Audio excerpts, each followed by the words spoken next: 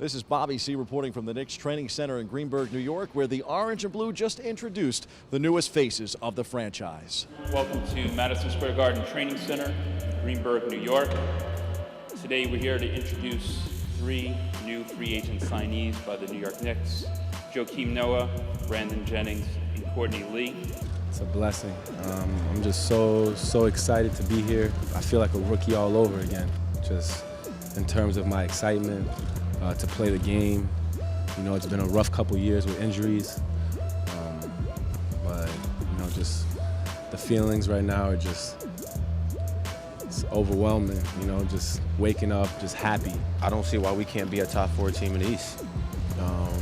You know, with the talent that we have and the experience that we have, and you know, I think with all the hunger, you know, with me, D Rose, and Joakim, you know, we're so hungry to get back. So, yeah, I'm looking at like top 4.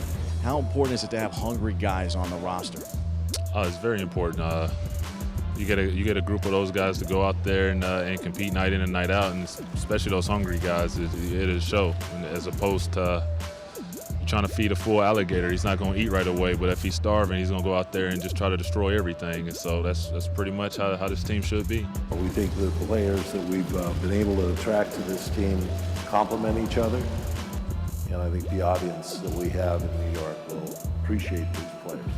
I'm not here to just get a check and be happy. That's not, I want to be an animal. I want to be an animal. I want to make the city proud. Very cool to see Joakim Noah back in the Big Apple. Among his many stops on the streetball circuit in the past, Noah has visited Orchard Beach and Hoops in the Sun. Organizers are hoping he will return this Sunday for the annual All-Star festivities, which includes a celebrity game.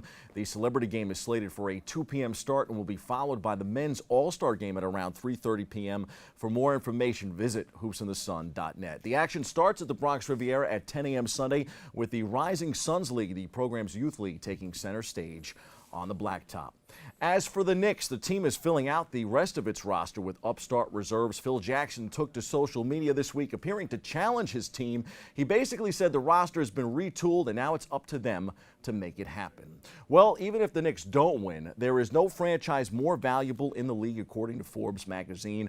Forbes values the Knicks at $3 billion, a 20% increase from last season. Not bad for a team that has won just one playoff series in 16 years. The Orange and Blue will be working to change that this season. The same could be said in Brooklyn, where the Nets are rebuilding as well. The club lost out on some of the free agents we mentioned last week on the show as their respective clubs matched offer sheets in free agency. But Brooklyn regrouped and made the best of the situation. They are rolling the dice on former #1 pick Anthony Bennett. I like the move. They have also inked veteran guard Randy Foye.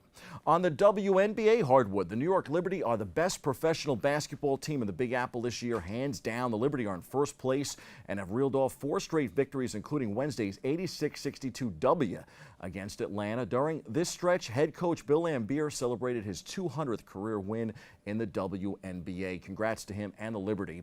They are in action tonight in Minnesota and will return Sunday to Madison Square Garden to face Connecticut. First place is where every team in sports aspires to be. And of course, as the baseball season begins its second half today around the league, the Yankees and Mets are no different. Mets general manager Sandy Alderson says the club remains confident that they are a playoff team and will overcome injuries. Matt Harvey is the latest star to go down and will have season-ending surgery for thoracic outlet syndrome. For our non-doctors out there, that's a compression of nerves and blood vessels in the shoulder area that is often alleviated by the removal of a rib in the patient. Don't worry, I had to Google that too. Thank you, Google. The Mets start the post-All-Star break in Philadelphia tonight. That's a 3-game series that will be followed by 3 in Chicago and another 3 in Miami. The New York Post did a nice job this morning outlining what the Mets need to make the playoffs. They called for keeping the stud arms in the rotation, getting Curtis Granderson rolling, and perhaps adding a bullpen arm at the trade deadline. In addition, speaking of arms, Mets youngster Zach Wheeler's return is delayed some more due to elbow soreness. He is hoping for an August return. A return for fallen youngster Michael Conforto could be much sooner in Queens. Conforto, who was sent down to AAA before the break, is hitting .340 with 3 homers and 13 RBIs in the Pacific Coast League since his June 25th demotion. He will likely swap with Brandon Nimmo memo who cooled right before the break. I expect the Mets to make the postseason as a wild card. You may be shocked to hear me say the same about the Yankees, but I still think they are very much in it. And if I were GM Brian Cashman, I would not sell, at least not yet. The Boston Red Sox made a swift move during the All-Star break, acquiring San Diego Padres All-Star pitcher Drew Pomeranz, who is having a career year. And these are the kind of moves that could help the Bombers, too. Cash needs to get creative, hope some of the young arms that failed in the first half rebound. That's you, Michael Pineda, Luis Severino, and Nathan Eovaldi, and perhaps bring some youth up from the farm, too. Crazy to think the Mets have 47 wins, and the Yanks closed the first half at 44. The difference in the American League East with Baltimore, Boston, and Toronto in the division puts the Yanks in fourth place, 7.5 back. However, the Yankees will be able to make ground if they win. They begin the second half tonight at the big ballpark in the Bronx. It's the first game of 10. They host Boston, Baltimore, and San Francisco from July 15th through the 24th. These 10 games should indicate where the Pinstripers really are. Keep this in mind. There have been 25 teams to qualify for the postseason after posting a winning percentage of .500 or worse before the All-Star break, including 16 teams that have done so in the wild card era, according to the Elias Sports Bureau. Time for some quick hitters from around the world of sports. The week in sports was highlighted by the ESPY Awards, where 4 of the NBA's biggest names rallied together at the top of the show to condemn the recent violence. Carmelo Anthony, Chris Paul, Dwayne Wade, and LeBron James had a powerful message and call to action on an evening that was filled with joy and tears. Icon awards were presented to recent retirees Kobe Bryant, Peyton Manning, and Abby Wambach. But in addition to the call to action from the NBA's elite and those honors for the greats, the evening will be remembered most for a speech given by sportscaster Craig Sager. Sager, who is battling leukemia, received the Jimmy V Perseverance Award Wednesday night in Los Angeles. He said, open quote, "I will continue to keep fighting, sucking the marrow out of life as life sucks the marrow out of me," close quote.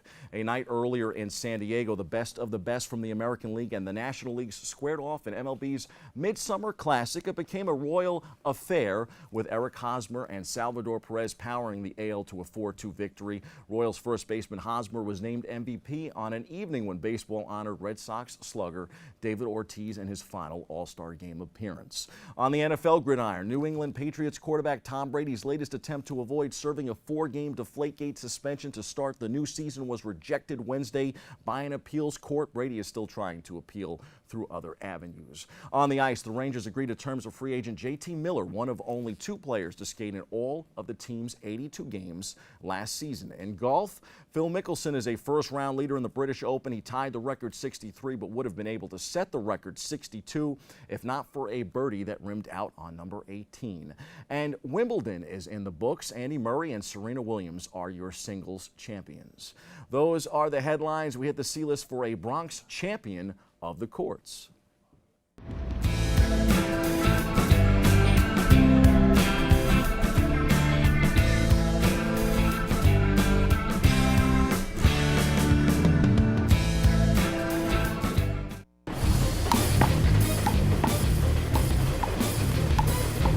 Hey guys, I'm Timbo Gonzalez, Red Bull Pro handball champion, and welcome to my party.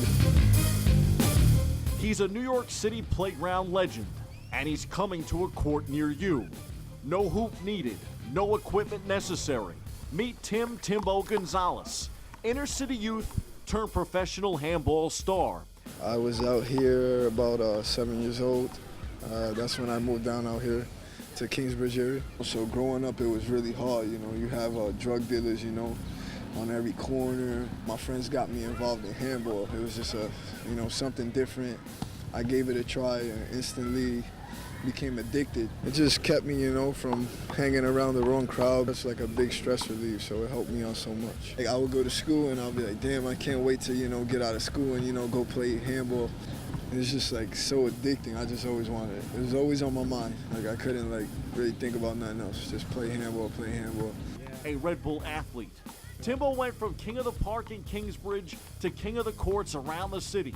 And today, he owns the urban jungle, no matter where it is. I took a lot of L's, so I just always wanted to keep playing, and that's what I think was the best thing, that I never gave up. When I got my first win in the game, it just boosted my confidence level, and it's like once you get that taste, it's like you want more. keep as consistent as I can, get to everything, and just put pressure on them, you know, kind of wear them down, get them exhausted, you know, have them running side to side. You know, just go in there comfortable. Like if you know, like if you know you're the best, basically. July 30th is going down at Van Cortlandt Park. Red Bull Slaps Don't Miss It. It's going to be one of the greatest events. I'm just excited for everyone, you know, who's been waiting on this tournament. You have people training really hard. We have people coming, you know, from out of town. 3-time champ at the Red Bull Slaps. I will definitely be looking out to see who could pull out, you know, the tournament, because it's going to be interesting this year. Come out. You know, maybe if you want to try it out, give it a try. I guarantee you're going to have fun and just, like, enjoy it. It's get a ball for $1 and just go out there and have fun with your friends, be active. It's just, it's a great sport.